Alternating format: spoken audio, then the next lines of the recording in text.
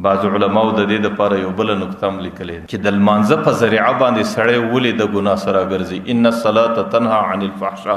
مون سړی د ګناه څخه راګرځي. د پیغمبر علیه الصلاۃ والسلام حدیث دی چې دنیا کې کوم اور باندې موږ او تاسو پخلی کوو، دا په حقیقت کې د جهنم د اور سره وتلی ورته. جبرائیل علیه الصلاۃ والسلام یو ذره اور اخسته دی دنیا ته راوړی دی او په دنیا کې پر یو غره باندې یې شه دی د جهنم ورو،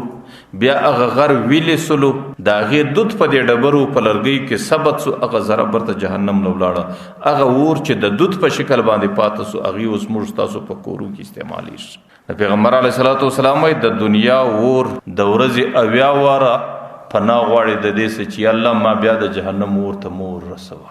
ځکه د جهنم اور دومره ګرم دی چې د دنیا اور د هغې د ملګرتیا څخه پناه غواړي. او بل ځای کې بیا د پیغمبر علیه الصلاۃ والسلام حدیث دی چې د انسان په زړه کې د الله تعالی د عشق اور بلس،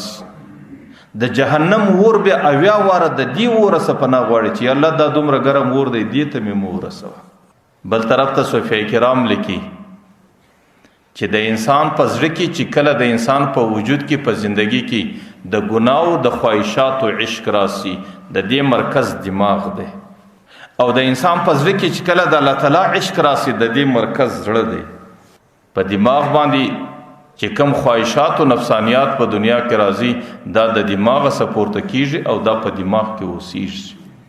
او د الله تعالی محبت او عشق دا د زړه سره ولاړیږي او په زړه کې پورته کیږي. نو دماغ مخزن د خواهشاتو دی او زړه مخزن د الله تعالی د عشق او د محبت دی. او چې کله انسان ګناه کوي په دنیا کې دا د دې دلیل دی چې د دې سړي په دماغ کې د خواهشاتو عشق او د شیطان عشق ستا. او چې کله یو سړی لمونځ کوي عبادت کوي دا بیا د دې دلیل دی چې د دې انسان په زړه کې د الله تعالی عشق ستا. نو پر دماغ باندې د خواهشاتو د عشق اور بل دی چې هغه یو قسم د دنیا د اور په مثل باندې دی، او په زړه کې د الله تعالی د عشق او د محبت اور بل دی. او د دې اور په مقابل کې هغه اور هیڅ اور نه دی، ځکه هغه اور د ورځې 80 واره پناه غواړي چې دې اور ته ورژندې نسم، ځکه دا اور پر هغه اور باندې همیشه غلبه پیدا کوي او د دې په مقابل کې هغه اور دستی ختمیږي. نو ځکه دغه انصاری صحابي په باره کې پیغمبر علیه السلام وایي د دې په زړه کې د عشق اور دی، د الله د محبت اور دی، او د دې پر دماغ باندې د خواهشات اور دی، او د الله د محبت او د عشق اور د خواهشات پر اور ډیر غالب دی. نو ځکه دا اور به پر هغه اور یو ورځ غلبه کوي او دا سړی به د الله محبت ته متوجه کیږي او هغه خواهشات به د دماغ څخه وځي. بعض علماء بیا دا لیکلي دي چې دې زړه کې د الله د محبت اور دی او زړه دا د ټول بدن سردار دی. پیغمبر علیه الصلاۃ والسلام حدیث دی الا ان فی الجسد لمضغه، په دې بدن کې الله تعالی یو ټوټه د غوښې پیدا کړې ده، اذا صلحت صلح الجسد كله، چې کله په دې کې نیکی راسي په ټولو بدن کې نیکی راسي، او کچېرې په دې کې خرابي رااله بیا ټولو بدن خرابېږي.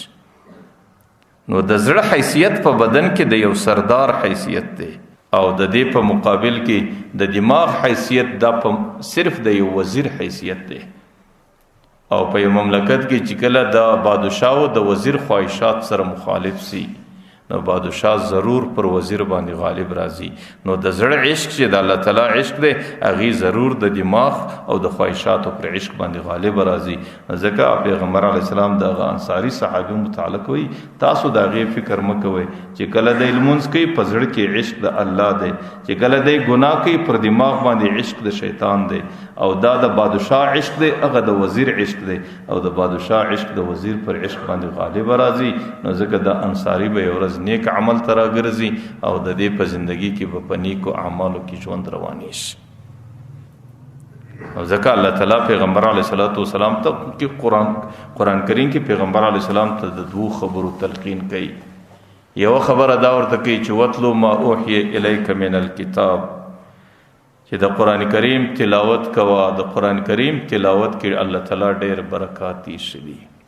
او دویم سکوا و اقیم الصلاة او المنز کوا. المنز الله تعالی د انسانانو د پاره هغه د ډیرو غټو مشکلاتو سره د حل او د ګناهونو سره راګرځولو ذریعہ